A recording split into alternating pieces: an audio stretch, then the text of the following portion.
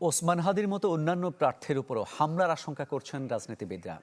শহীদ বুদ্ধিজীবী দিবসে শ্রদ্ধা নিবেদন শেষে তারা বলেন, নির্বাচন বানচাল করতে জুলাই যোদ্ধাদের টার্গেট করে হত্যা চেষ্টা চলছে। জড়িতদের চিহ্নিত করে বিচারের আওতায় আনারও দাবি জানান তারা।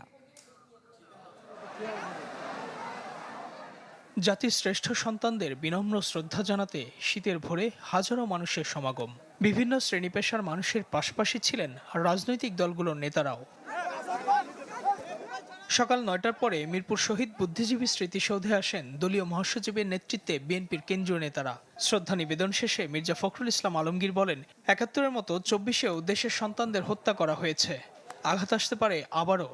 নতুন করে বাংলাদেশের শত্রুরা এই হত্যাকাণ্ডে মেতে উঠেছে।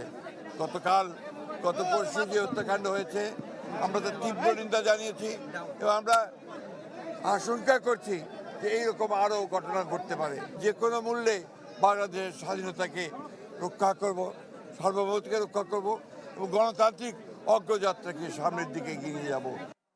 একে একে শ্রদ্ধা নিবেদন করে এনসিপি, গণ অধিকার পরিষদ, এবি পার্টি, বিপ্লবী ওয়ার্কার্স পার্টি সহ বিভিন্ন রাজনৈতিক দল।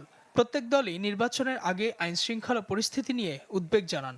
নির্বাচনকে বানচাল করার জন্য এবং গণ অভ্যুত্থানকে নস্যাৎ করার জন্য গণ অভ্যুত্থানের যারা প্রতিচ্ছবি ছিল, যারা নায়ক ছিল, নেতা ছিল, যারা অংশগ্রহণকারী ছিল, তাদেরকে টার্গেট করে হত্যা করা হচ্ছে। যারা জড়িত, প্রশাসন থেকে শুরু করে যারা সরকারের ভিতরে বাহিরে যারা নীল নকশা করছে, তাদেরকে চিহ্নিত করে গ্রেফতারের আওতায় আনতে হবে। স্বরাষ্ট্র উপদেষ্টা, আপনি কি করছেন? আপনি যদি এইভাবে দায়িত্ব পালন করতে না পারেন, দায়িত্ব ছেড়ে দেন। প্রয়োজনে ছাত্র জনতা ঠিক করবে বাংলাদেশের স্বরাষ্ট্র উপদেষ্টা কে হবে।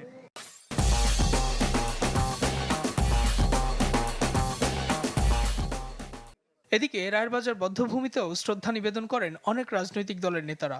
বলেন, জাতির মেধাবী সন্তানদের হত্যা করেও যেমন বাংলাদেশের অভ্যুদয় ঠেকানো যায়নি, তেমনি ফ্যাসিবাদ ও তাদের দোসররা নতুন বাংলাদেশের অগ্রযাত্রাকে রুখতে পারবে না। এই ২৪-এর মাধ্যমে আমরা দিল্লির আজাদি থেকে আমরা মুক্তি পেয়েছি। সুতরাং এই বাংলাদেশের রাজনীতি করতে হবে, বাংলাদেশকে ধারণ করতে হবে। বাংলাদেশপন্থী যারা আছে তারা এই বাংলাদেশের রাজনীতি করবে। আমরা জানতে পেরেছি যে আরও অনেককে হিট লিস্টে রাখা হয়েছে।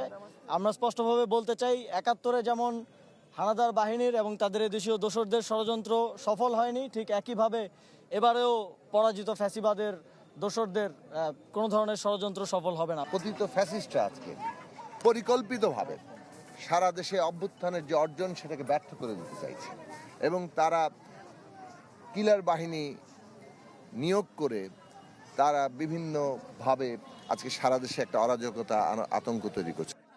রাজনীতিবিদরা আক্ষেপ জানান যে প্রত্যাশায় মুক্তিকামী ৩০ লাখ মানুষ প্রাণ দিয়েছেন, স্বাধীনতার ৫৪ বছর পরে এসেও সেই প্রত্যাশা পূরণ করতে পারেনি কোনো সরকারই। ইজাজ শৌমিক, চ্যানেল 24, ঢাকা।